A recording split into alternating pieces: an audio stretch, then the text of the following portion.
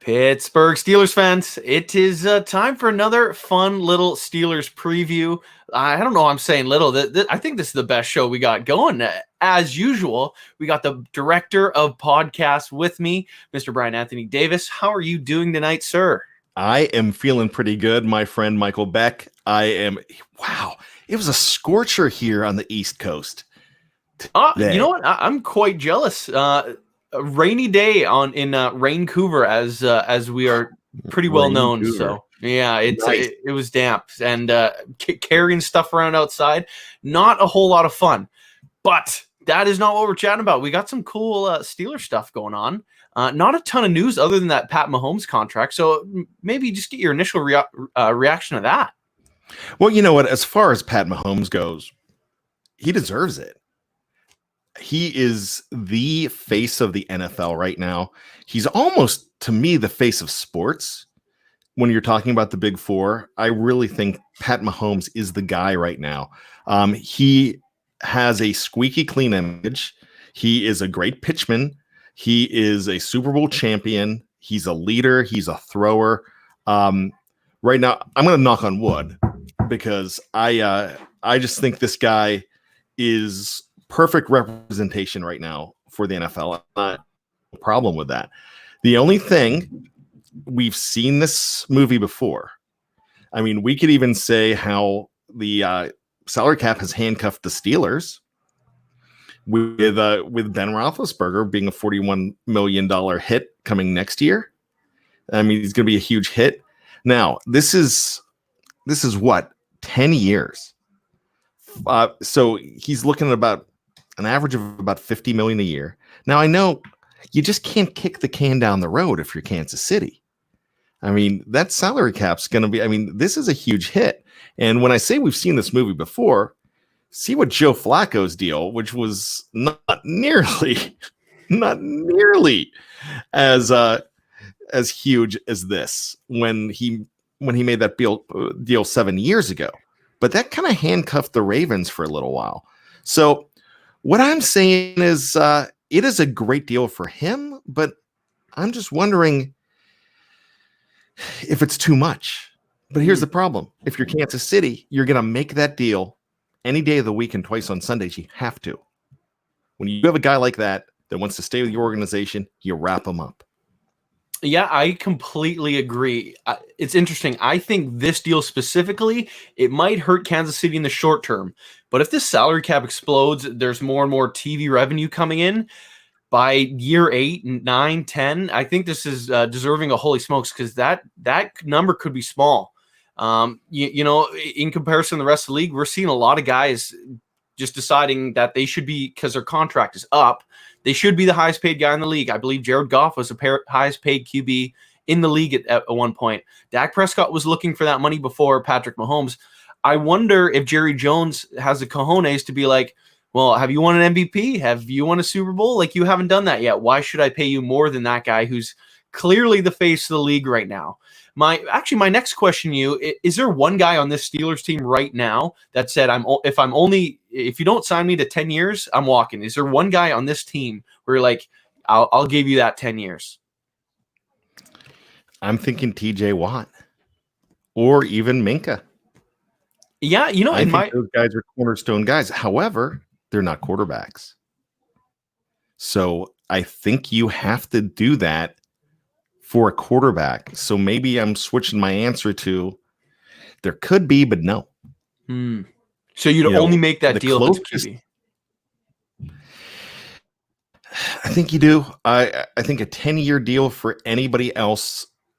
Look, I'm not saying that Minka Fitzpatrick or TJ Watt can't be replaced, but we've had 15, 16 years of a franchise, and we've also seen the time before that when there was a huge gap between franchise quarterbacks from 1983 to 2004. That was 21 years of a little bit of mediocrity at that position. Maybe some highs, mostly lows. So I think it's a quarterback position that you get that contract for. Now I realize, and I'm seeing I'm seeing on the other end. I appreciate Lance putting in that, it's a team friendly deal at the beginning, but is it a team friendly deal all 10 years? I think that chicken comes home to roost after a while. Yeah, that is huge money, and you don't know what's going to happen. Like, obviously, Patrick Mahomes possibly could have made more money if he went something shorter and then continued to get raises as the years went on. But he's the highest paid athlete in sports. He is doing stupid numbers in compared to every other league. Like Mike Trout, I believe his deal was in the $405 million range. And he blew that out of the water. So that long term, like, it's $500 million.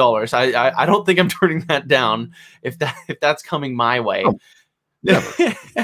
So it's generational money. Like his great grandkids. If they manage their money right, that the Mahomes family will never have to worry about a penny ever again. So good for him.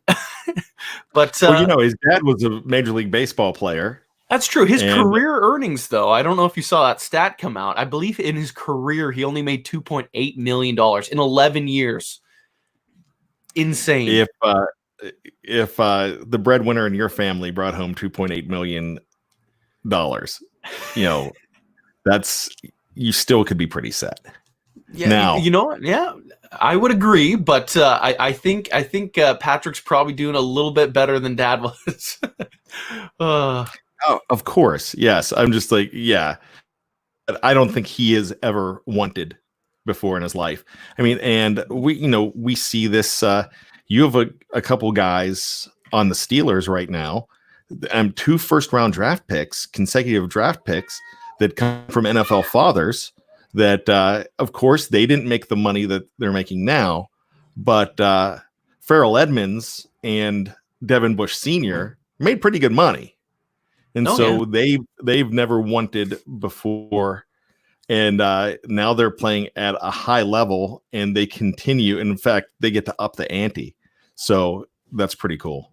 Now, before we transition to today's topic, I'm curious your thoughts on, do you think there's any other player in the league right now that might sign for a bigger deal or a bigger annual average deal than what Patrick Mahomes already has?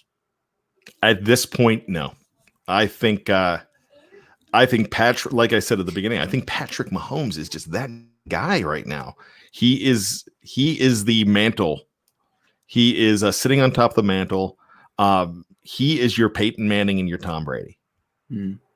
He's the guy that you're going to see him on your television screen or your streaming screen for a long, long time. One of my favorite all-time jokes, Michael Beck, was right after the Colts won the Super Bowl and they turned around and they played the Thursday night game, and Bob Costas in the middle, it was on NBC, Bob Costas says Peyton Manning was 11 for 18, and that's just in commercials.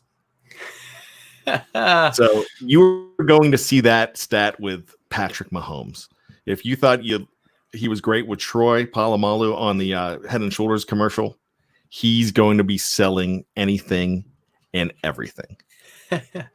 I know he's already on Oakley and, of course, Head and Shoulders. I don't know if he has a clothing brand yet, but I know LeBron and Cristiano Ronaldo, I believe, are both on like $1 billion lifetime Nike deals. So I'm sure it's probably going to be something in that neighborhood. He's obviously in that kind of top tier athlete right now.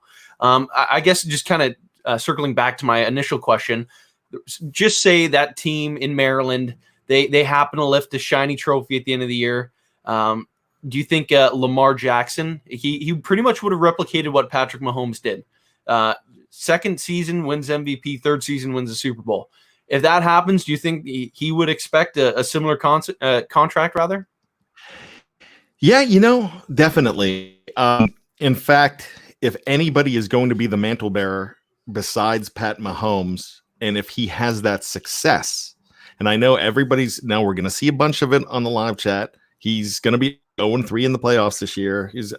He hasn't had a good start to his playoff career. I understand that. However, if he exceeds expectations, and I think already he's exceeded expectations as far as Lamar Lamar Jackson's career has gone. But if he takes the Ravens, oh gosh, I don't even want to say this because I live in Maryland.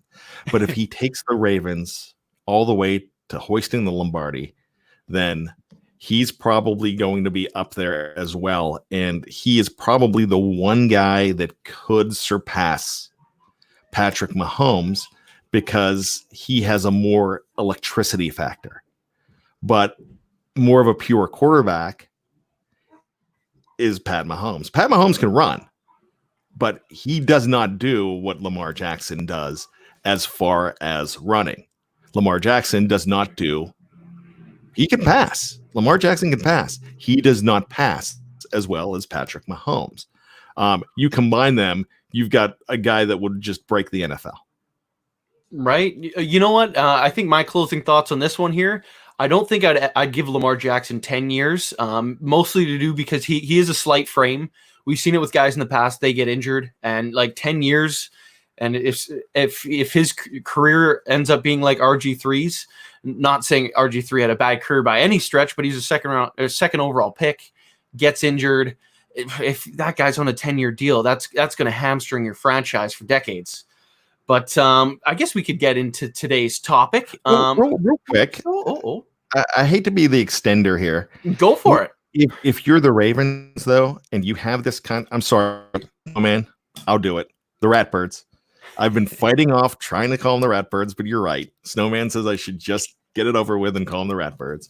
So if the Ratbirds don't give him that deal, they can't pigeonhole him right now. You can't just say, oh, you might get hurt.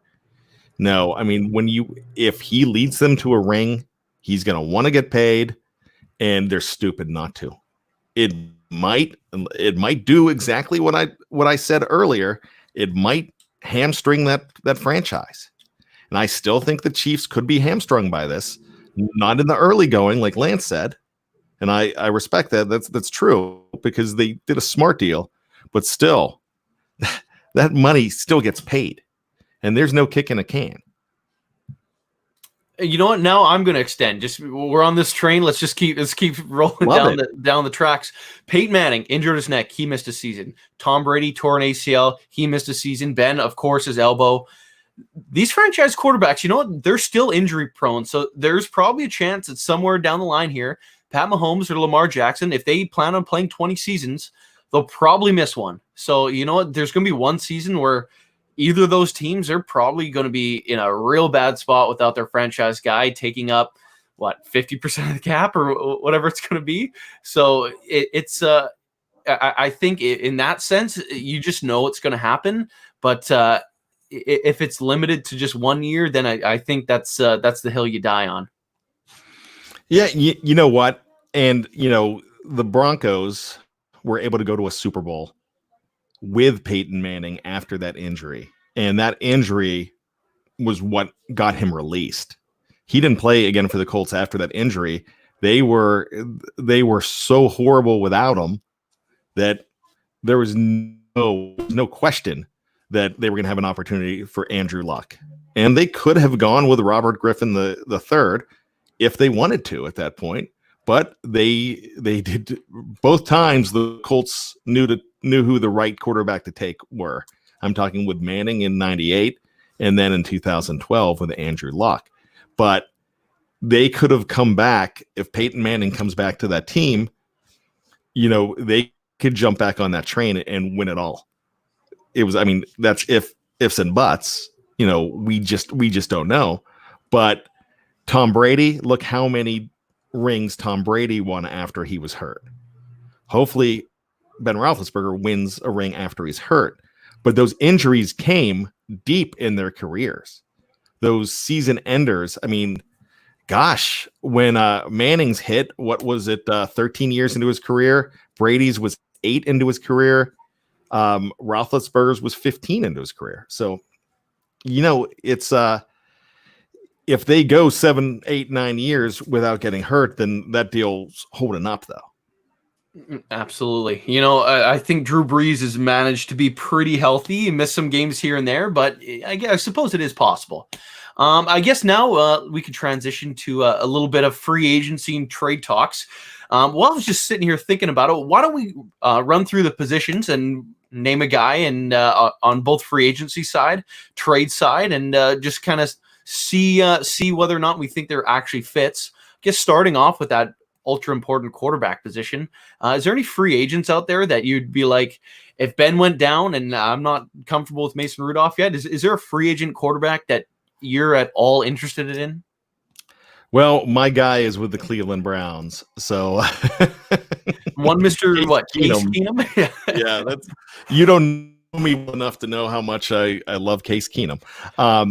I think I'm not going to talk about it. Yeah, I am going to talk about it. If Case Keenum was with that team last year, that team possibly in the AFC Championship game. Wow.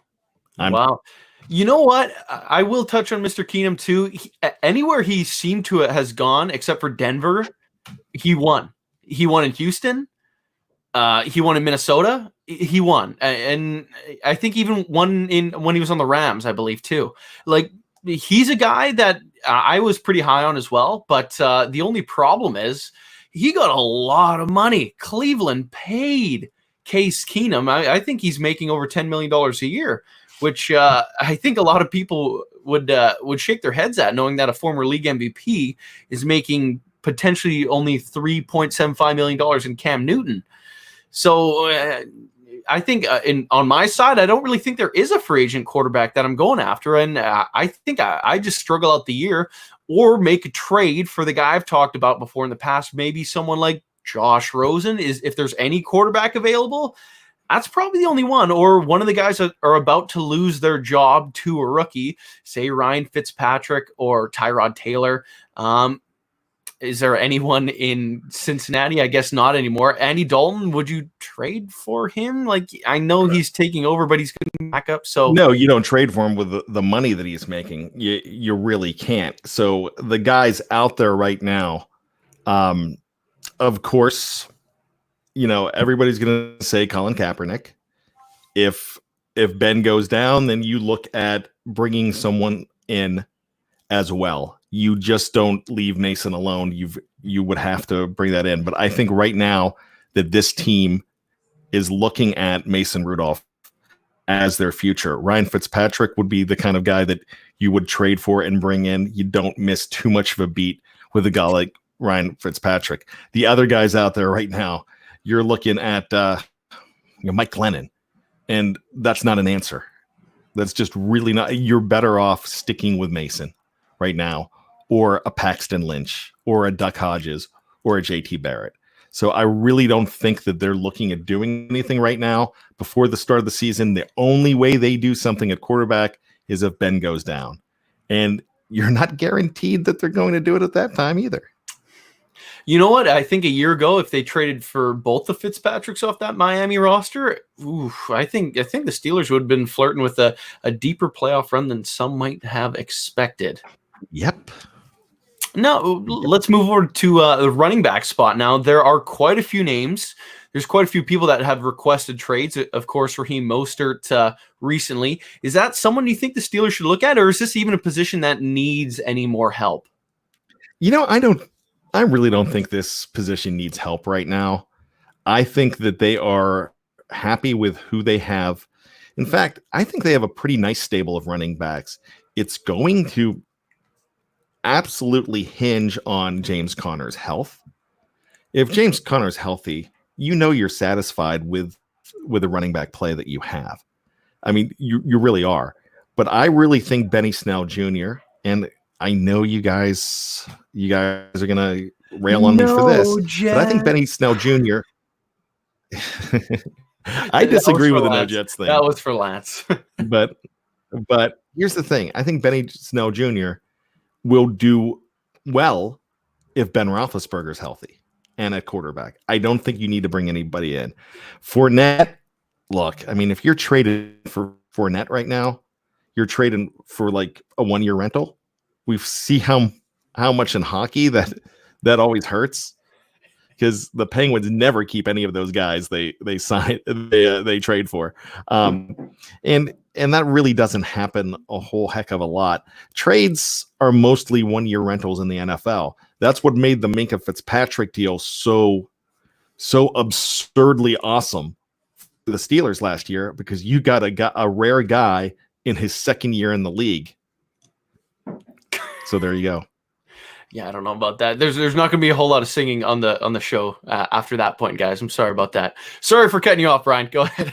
No, that's Mark Firestorm. That's a great name. If that's his real name, if Firestorm's your last name, that's really you hit a lottery with last names. I love it. I mean, I'd love to be Bad Firestorm. That'd be awesome. That's a lot of. He says, names. "I'm with you, Bryan. I don't really get all the hate for Snell. Look, you saw what Snell did. You saw his average last year when he was playing, and they were stacking the box on Snell. They were stacking the box on all running backs last year because Ben Roethlisberger was out. The passing game was anemic. I really don't think that that it's a position that you need to upgrade. You brought in a guy in the 4th round with Anthony McFarland Jr. You have Benny Snell. You're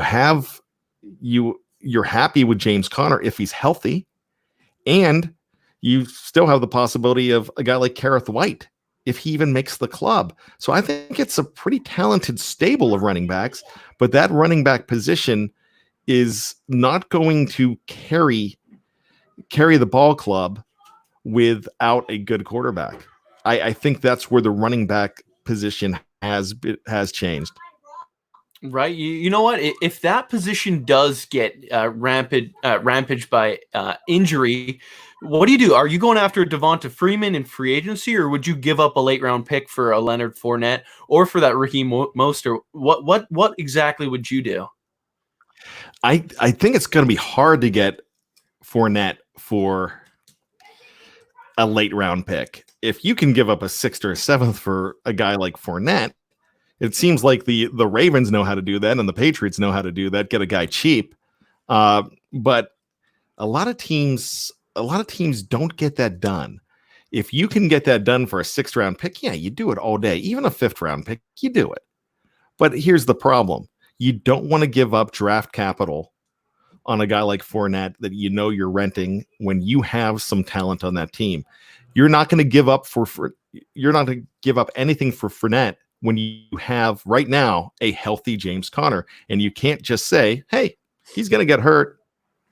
You can't assume he's going to get hurt, even though a lot of fans in Steeler Nation think he's going to get hurt, but you can't just assume that it's going to happen.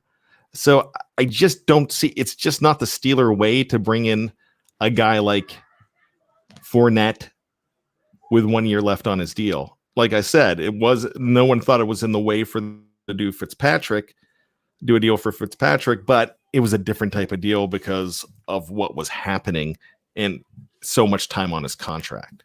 Right. Now, I guess if we kick things outside, this team, their receivers are real young. I believe Deontay Johnson somehow is the oldest guy on the team, even though this is Juju Smith-Schuster's 4th year at that position at 23. I think he was just born later in the year, which is really interesting.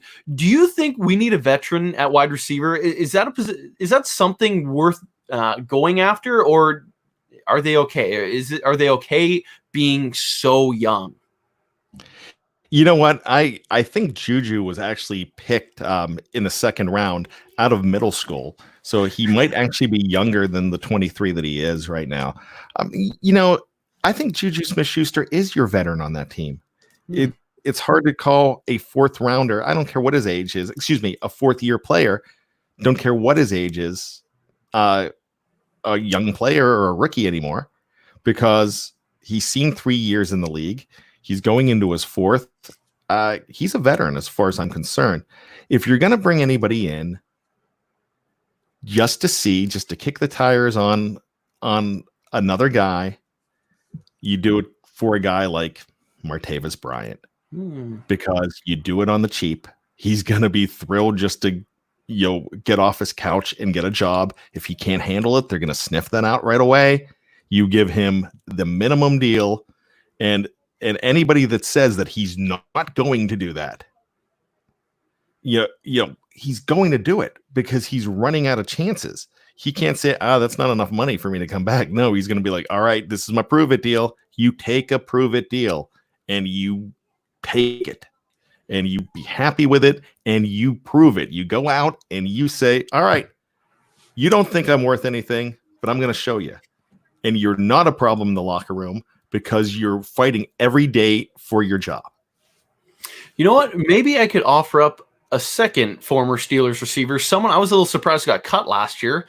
Eli Rogers, DC Defenders, I believe, in the XFL a year ago. He made some sweet highlight reel catches like he did on the Steelers. I remember that Christmas Day game.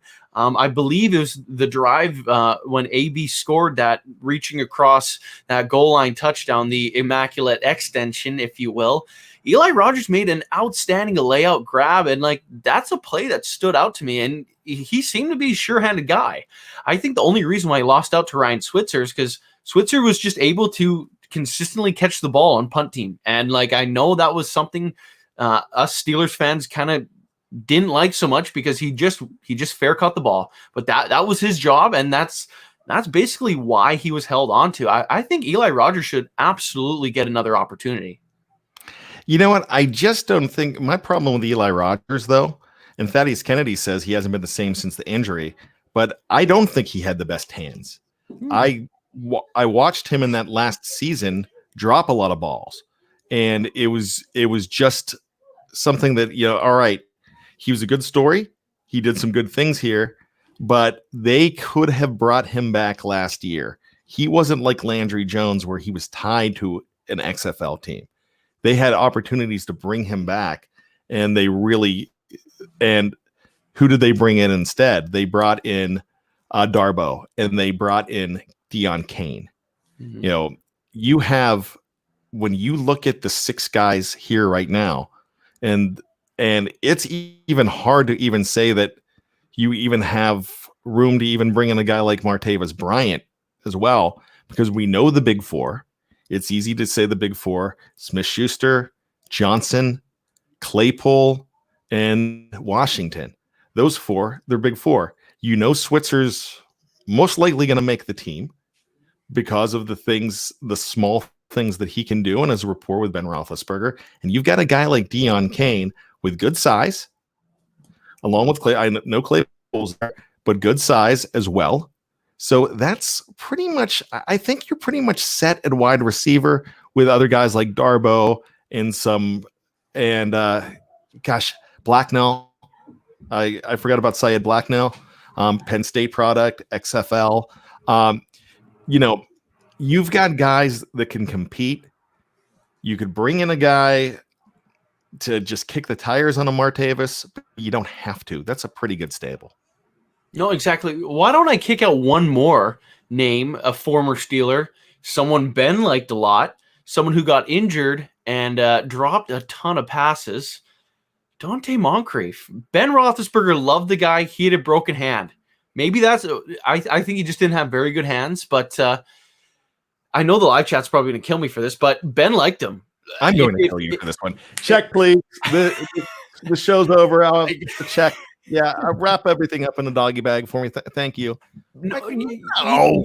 Ben obviously has some pull on this team. He said, "Why don't we give this guy another sniff?" Would we eviscerate the team for bringing him back? Like, I'm not saying sign Dante Moncrief. I'm saying if he somehow gets re-signed to the team on an absolutely $0 deal, nothing, and like word comes out again that like, oh, Ben just like really wanted this guy back. He loved him. Would you be mad at that? Yeah, and I'll tell you why. Now, I'm going to give you some credence. Ballsy choice. I love you bringing him up. I love this, that you brought him up. And you're right. He was hurt. However, he could not catch a cold sore coming out of a brothel. All right? That guy was not catching anything. He was one of those guys that, we look at Ebron's numbers of the great seasons he had, and even the other seasons we're not talking about, he was decent. Moncrief never lived up to potential. He always had so much more potential, and he showed true colors of not being a great receiver. So yeah, I'm more likely to bring in a guy like Martavis before I'm bringing in a guy like Moncrief, because I just don't think. Man, he came in as the number 2 receiver, and he was dreadful. He really was. And I don't know when those fingers got hurt, but I saw him drop some stuff in training camp too. Not training camp, in exhibition action as well. So, I just don't know, man. Honestly, he never looked good. Like, there wasn't a point where it's like, oh wow, Dante Moncrief, we got something here. And there wasn't a preseason game. He was consistently getting tackled for losses on those screens. The only reason why I bring it up is because he was one of those Ben buddies, and Ben got hurt pretty much immediately, and Dante Moncrief got cut pretty much thereafter. So maybe there's something like between Ben and his guys, because clearly Ben is kind of the puppet master, obviously, of this team. Yeah, and I've got a problem if they do that too. Ben, we've had podcasts before on how much Connor does Ben get. I mean, excuse me, how much power does Ben get? And that's you got to pick and choose. You're not going to do that. You've got a very good stable here, and as Dave Schofield is saying, they aren't bringing in a wide receiver and move on. So we got told. Well, let's bring up a player then that might continue to irk the ire of Steelers fans. Why not a Cleveland Brown? And when we kick it inside, David Njoku, he requested a trade. I don't think the Steelers need a tight end, but when it comes to available tight ends, he's clearly at the top. They traded for someone last year who didn't work out, obviously, in Nick Van Nett, and he burned every bridge on the way out. Do you think this team could go down that route again? Vance McDonald, he's had some injury history. Same with Ebron. If his ankle isn't good, if both those guys are done again, could Njoku be that guy? Would Cleveland even trade him to us? So many questions. Bryan, what are you thinking? Oh, they'll trade him to you if they can get. I mean, look, the Ravens made a deal with him. The Browns made a deal with him just a few years ago with Justin Gilbert. They'll make a deal if they're just trying to get out of somebody. So, I don't think that that's the problem. I just, what? If it's a 6th rounder, 7th rounder, sure. Why not? But you're bringing him in to be the third tight end. And that's real. And then you're just basically saying, like Zach Gentry, we don't believe in you at all. And that could be a possibility. But then you're banking on, the problem is you're banking on one of these guys getting hurt. And you just don't do the insurance policy now when you have other needs. Right.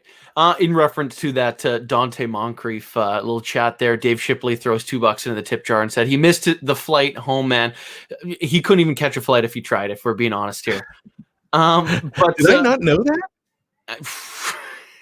You know what? When we kicking things into the O-line here, I think this is one position the team really has no issue with. I didn't even look up free agents, or I don't even think there is anyone calling for a trade anymore after San Fran got Trent Williams. Does this O-line need help anywhere? Should they upgrade at left tackle? Because obviously Big Al struggled a little bit last year, but he did play some of the best pass rushers in football. Do you think the O-line is in need of any upgrade, or is there an upgrade even available? I don't know if there's an upgrade available. If you're going to upgrade that, you're doing it after the season. They're going to ride and die with this line. And, they have the ultimate backup right now for center and guard and Stefan Wisniewski. They have 2 guys that aren't young guys. And that's the thing that I'm always telling you about when I'm talking about right tackle. Chooks and Banner aren't young guys. And they also have seen significant amount of playing time. Chooks the year before as that extra tight end, Banner last year as that extra tight end. They're fighting for that job. And as Banner told us, whoever gets the starting job is still going to play a whole heck of a lot. With being that available tight end coming in. So, I really don't think offensive line is somewhere to go. So I say, let's transition to the defense. I completely agree. The defensive side of the ball, I think this is one of the best defensive units we've seen since 2008 out of the Steelers team. But I think where our issues are, it comes to depth, and it comes to pretty much depth everywhere, from basically from inside backer. Obviously, that's the big one, to safety. Corner, we're pretty loaded. I think defensive line, we're pretty loaded. Outside linebacker, I think there's still some question marks. I know a lot of us are pretty high on Alex Highsmith, but would you bring someone like Clay Matthews in? Obviously, he's got the pedigree, the championship pedigree. He's still a guy that can put up some sacks. Things didn't go well for him in his return to LA, but do you think Clay Matthews, for the right coin, is that a name you'd bring in? I'm absolutely bringing in Clay Matthews. I'm not concerned about his age. I'm concerned on just having a depth piece there. But on the other side of the coin, you're going to find out, you need to find out what you have in Ola and find out what you have in Tuzar Skipper. And you also have a pretty high draft pick in Alex Highsmith there too that you're looking at. But if you're looking for a championship piece of the puzzle, I think a guy like Clay Matthews could come in as a veteran minimum with 1 year deal, veteran minimum, and do a lot in case something goes wrong.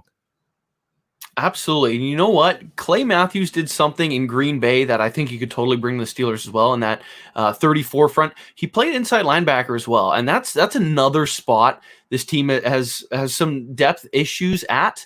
If there's an injury, if you had a Clay Matthews on this team, I think he takes some snaps in relief of TJ Watt and Bud Dupree, but I think he can also slide back and play some of those sub packages or play in different situations at the inside linebacker spot. Now, would you go that avenue for inside, having someone who could do both, or would you bring in someone a little more specifically inside, like a Nigel Bradham? Well, they've done that before. When they brought in Arthur Moats, he was a guy that could go inside and outside. So he was a perfect linebacker to bring in that position. He wasn't a guy that a lot of people knew too much about. And there's guys out there. There's a guy that I'm not sure if he's still open, but another guy that fits that bill. And I'm going to mess up his name. Kamale Correa. Mm-hmm. Am I even close to? He used to play for Baltimore. Then he went pretty deep with the Tennessee Titans last year too. He plays inside and outside, and I do not think that he has a deal right now. So, I'm thinking that a guy like that, you're going to bring in a guy like Bradham, or bring in a guy like Correa. Any guy you bring in, you got to bring in on the cheap. Right. You know what? And there's, I think, another former Steeler. I think this one won't make you call for the check, but bring back Barron. You know what, Mark Barron, I think on a veteran minimum, I think that's something. He's not getting a deal somewhere else. I think the only reason why you bring him back is because you're scared of bringing someone in because of COVID-19, and you just want someone familiar with the situation who doesn't necessarily need a full training camp. Would you bring Mark Barron back? I think I would if it was cheap. But what are your thoughts on him, Bryan? Michael, you haven't been listening to my shows the last couple of weeks. On the Homer and the Hater the other day, when I was solo Homer, I pretty much predicted that they could, on my prediction show, they could most likely bring a guy like this back, and I would be all for it. And the reason I'm all for it is for exactly what you said, because the position he plays. The guy took about 70% of the snaps last year, and he is to steal Dave Schofield's copyrighted, his trademark, unsexiest supermodel. He and Terrell Edmonds were that guy last year. And, you have a player like they tried that a year before with Morgan Burnett. He hated it. He was glad to be gone from Pittsburgh. And not a lot of people are glad to be gone from Pittsburgh, but he did not like moving up into that position. Barron had no problem doing it. And Barron had some plays where he did really well. If you're not going to bring him in for $5 million a year you originally gave him, but you're going to bring him in for, hey, buddy, you want a job? That's what you're bringing him in for. So, you know, that's a good depth piece. You hit it right on the head when you said this guy knows the team. So if he knows the team, he knows the system. Awesome stuff. 1983 says Barron wasn't as bad as fans say. I kind of agree with him. I was not one of those guys saying that. And read over, and I agree with this to a point. I'm going to bring this up. He doesn't see Barron coming back. The Steelers don't give away the jersey numbers of guys they want to bring back. Well, they weren't really thinking about that either at the time. So I just don't think that's they've brought back guys before and come back with different numbers. In fact, I'll give you a guy. They didn't get rid of him, but they had to bring back a guy that wore number 26, lost his number to Preston Pearson, and then Rocky Bleier had to take 20, and he did some good things with it. So, it doesn't, and this is the same jersey, number 26, so think about it that way. He doesn't care what number he wears. That doesn't matter. But if he's Mr. right now and he fits the situation perfectly, if you don't think UG3 or Robert Spillane is going to be the answer, then yeah, you have tape on him. You know his work ethic. Dave Shipley says he'll take LJ Ford first, but LJ went for money and the Ravens paid him. So there you go. No, exactly. So I'm gonna bring this up real quick. Michael DeTore gave us $3 to ask what happened to Jeff. Haven't seen him in a while. Jeff has moved on to black and golder pastures. He's gonna say greener pastures, but he's with DK Sports, and we still keep in touch with Jeff. And as always, we keep on wishing him well. So Michael, I hope you enjoy the same great content you always have with us, and keep sticking with us. Oh, exactly. You know what? We'll keep churning them out. Jeff, we love to have him back. I know he has an open invite, so I'd love to chat with him. I haven't chatted with Jeff face to face yet, but hopefully we can do that. Of course, over the phone during the transitional bit. But anyway, getting back to the talk, why not move to the safety position? Obviously, Mark Barron transitioned from safety. Morgan Brunette was signed as a safety, then moved forward. But there's quite a few names right now. Of course, the Steelers already made that big move last year for Minkah Fitzpatrick. But then when it comes to depth, we chatted with Jordan Dangerfield a couple weeks back there. He's pretty much the top guy on that depth chart, and he's pretty much been a career special teamer. There's an injury. I think this team is 150% going to that free agent or trade pool. Some of the names that are out there right now, Rashad Jones, he's been a free agent since the beginning of this new league year, and he's someone who played with Minkah Fitzpatrick. Of course, both jet safeties as well. Jamal Adams, that would be insane because he's arguably the best safety in football right now. And then you got you also got Marcus May on the other side, who is someone who's on, I believe, the last year of his rookie deal, his 4-year rookie deal, and would only cost, I believe, $1.3 million. I had a story on this on BehindTheStoreCurtain.com. If you haven't read it yet, once the show's over, go give it a click. But what do you think, Brian? Is there one of those names that kind of jumps out at you as someone they should look to bring in? I'm going to agree with Reed. I like the Marcus May idea from the article on the site, and good job, Michael Beck. And I actually read it in preparation for the show. I think that's a pretty good deal. Look, you don't have to have a sexy name to come in and be pretty good. I remember back in 2006 when, who's this safety the Steelers signed? Who's Ryan Clark? I don't even know who this guy is. And there's been a lot of guys that have come in, and years later, you're like, yeah, we're not giving you Ryan Clark until they finally signed Mike Mitchell and decided to get rid of him, which I would have kept Clark over Mitchell if you ask me. But it's, that's the thing. Marcus May might not be a huge name, but the Steelers, and I say this all the time, they're a piece of the puzzle team. Good NFL teams fit their personnel like a puzzle. And if you bring in a guy like Marcus May on a trade, if you could maybe get him for a 6th rounder, that'd be amazing. But as far as Adams goes, he's not coming. You can't even entertain it. It's not going to happen. You just hope he doesn't go to Baltimore. And as far as Rashad Jones goes, older guy, but I don't care if he's an older guy right now. It's a depth piece, and you've done well with older guys in depth pieces. We've seen it before. So bring in a guy like that. I just don't think Enrico Parson. I would love to bring in a guy like Eric Berry, and it goes back to the Des Bryant thing. As time goes by and those guys sit and don't get deals, they're not getting deals for a reason. So that's probably why it's probably not going to happen there. I'm afraid Eric Berry, just a fantastic football player, a inspirational story. I just think his career is done. Yeah, no, I would agree. I would love to see Eric Berry get the chance in Pittsburgh after he was, I believe, released from Kansas City.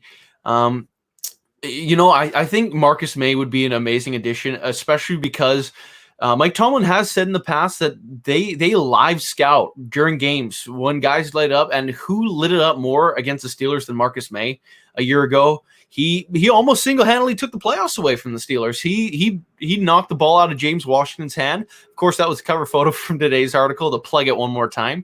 But that wasn't the only time he did it. He also had a pick in that same the last 3 minutes of that first half. Marcus May was absolutely outstanding, and I think the Steelers would be foolish if this guy is actually on the market, because he could play 3 safety sets. There's absolutely no reason why he couldn't. And I think he's someone who could even contribute on special teams if it was needed. So I think that's the avenue I go down first. But then let me pose you this: if it came down to the Steelers, they said we can only sign one guy, and they don't want to move any picks. They just want to sign one veteran free agent. Would you rather bring in Clay Matthews for that front 7-ish spot, or would you do Rashad Jones? Both older players, one in the secondary side, one in the front 7. What's the more important final piece to this puzzle? That is a fantastic question. And live chat, you can throw in answers for that too. I'm going to actually say I would, as much as I really want Matt, I think you just need a little extra as far as outside linebacker. However, I think you have more depth needs at safety. I like Jordan Dangerfield as a special teamer. I'm not sure what you have in Marcus Allen, but you're probably going to have to give him some time. And this is purely if somebody goes down as well. So you've also forgetting that you have a guy like Antoine Brooks. So you just have to decide. You need to bring one more depth piece on defense. And I'm still probably going to just add a little something to safety. You know what? I would agree with that. I know our live chat is pretty much completely on the linebacker Clay Matthews side. But you know what? You can move some of the players they already have around in that spot. I know Sutton and Hilton can kind of slot in that safety spot as well. That's true. But I think if you had to bring someone in, and you know what, I think this team, I know you want to have some cap reserve if there's injury, but I think if you're gonna bring someone in, I think some of that safety side, specifically because there's an injury, it's super serious in the middle of the game. Then all of a sudden, a guy who's played special teams for 7 years is now playing 3/4 of a game. Is that necessarily what you want? If Minka goes down, that's huge. That's one of the best players in your team. And all of a sudden now you have a giant hole. And instead of being able, say the front 7, say TJ pulls a hammy, knock on wood that won't happen. But you still have guys there. If an inside linebacker goes down, TJ Watt's played inside before. He could move back. Highsmith could get some more reps. it's one of those things where you can kind of move the front seven around a little bit more.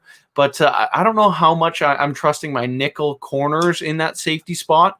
I know when we spoke to Jordan, they said those guys need to know it all. They need to know the spots, but I think I'd probably rather have that traditional safety.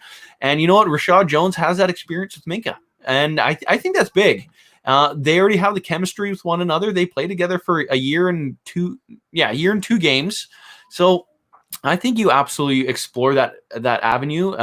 If they haven't already, I can't imagine it'd be for a lot of money. But what you offer those guys is a shot at a championship. And I think that's why it's big.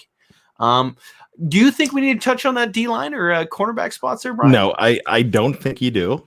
But I'm going to throw in one more thing on safety before we get to trivia and get out of here. Here's the thing about this entire conversation. And if you look at the title, before the opener, a lot of it was before. I mean, if you're going to bring in a free agent, it's probably before training camp. Then trades are made before openers. There's things that happen in training camp where veterans become available because they find that let's try to trade this guy so we don't have to cut him. Let me throw in a name.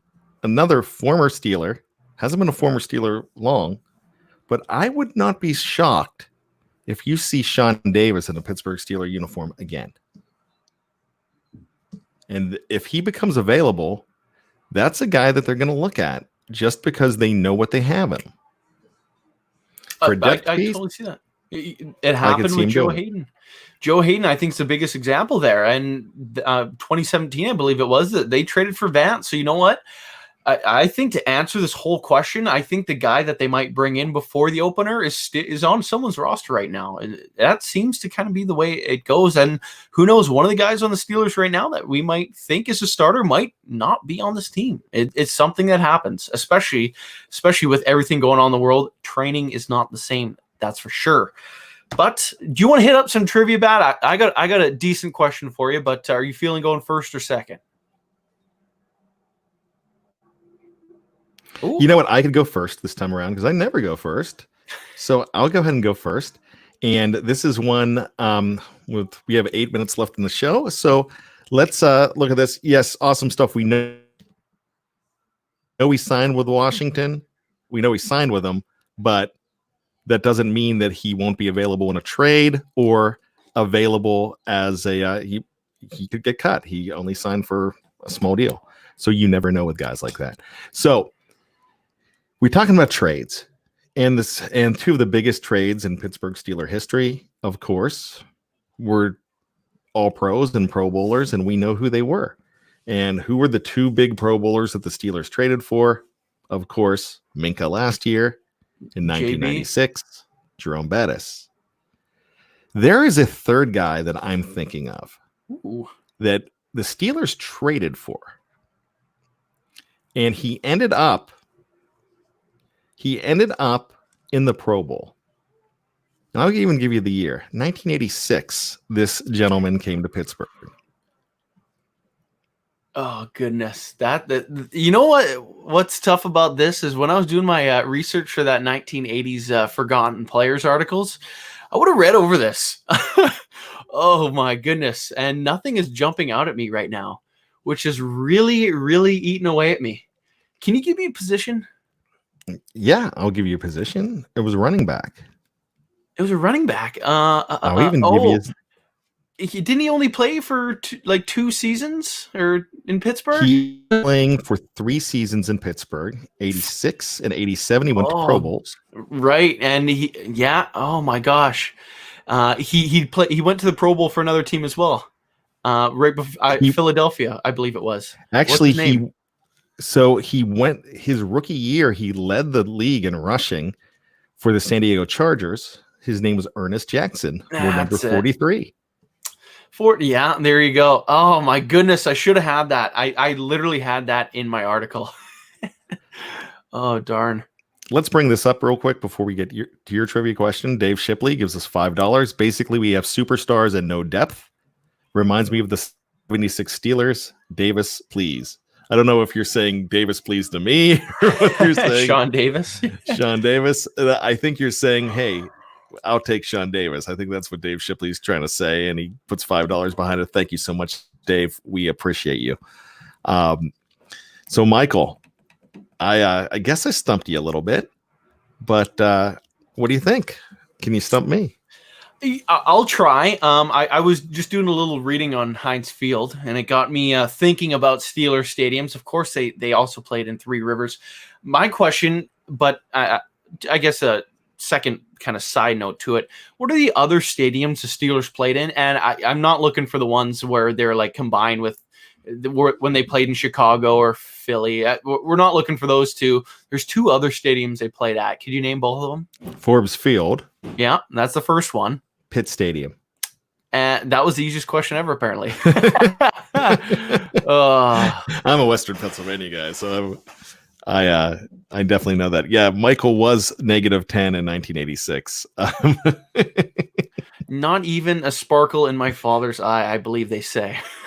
So Forbes Field and Pitt Stadium, they weren't at Pitt Stadium long, but Forbes Field, they played a long time in Forbes Field. I believe it's 30 years. 1933 to 63. And how long were they? Were they at Pitt Stadium? Technically 58 to 69. So there was some lap over. There was some lap over there. They played some. They played some mixed seasons at Forbes and Pitt. And they're doing their overlapping now. Yeah, they've been overlapping since 2001. The Pitt Panthers. Exactly. Yeah. No, it's the shared space. There's the other two stadiums I should have written down, but yeah, they played a year in Chicago when they were the Cardinal Steelers during World War II, I believe it was, and then Card Pit, you're correct, and then the Steagles, they played in Philly. So both years they weren't actually in Pittsburgh. They literally weren't in Pittsburgh. So, which seems the short end of the stick, but I suppose possibly the bigger markets. In Philly, especially that time when the Steelers weren't so good in those pre-70s years. But yeah, there was another situation where the owner of Philadelphia left to get another franchise, and there was the Steagles thing almost didn't happen at the time too. And I just had read about this recently, but I can't tell you enough about it. But if you go back and read back, there's some really interesting stuff about that whole Pittsburgh Steeler connection. And I mean, Pittsburgh and Philadelphia connection back then that kind of changed things, because Rooney almost, what a lot of people don't understand is Art Rooney almost got rid of the Steelers in the early 40s. And I'll have to look more into that, but that's something we could talk about. But it's something I read recently in my BTSC research.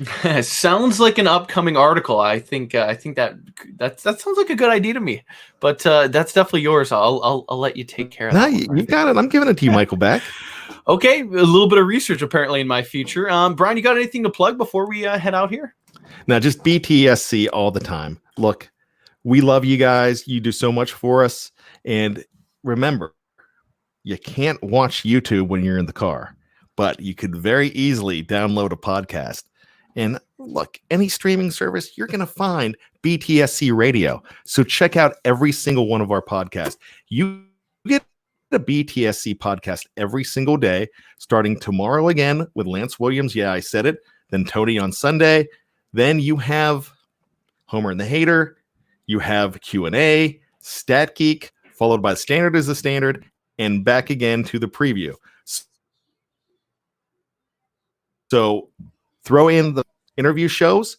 You're going to get as much content as we possibly can give you. We're even giving you some Steeler nostalgia shows, double shows on Monday now with the Steeler Retro Show, where we're having a lot of fun with.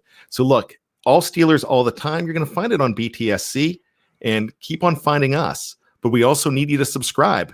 If you want to help the show, the best way to help it is, we'll say that at the end, but tell your friends about it and definitely hit subscribe. Absolutely. I guess for Bryan Anthony Davis and myself, I'm Michael Beck.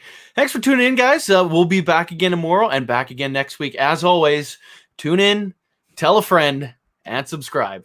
Have a good night, guys.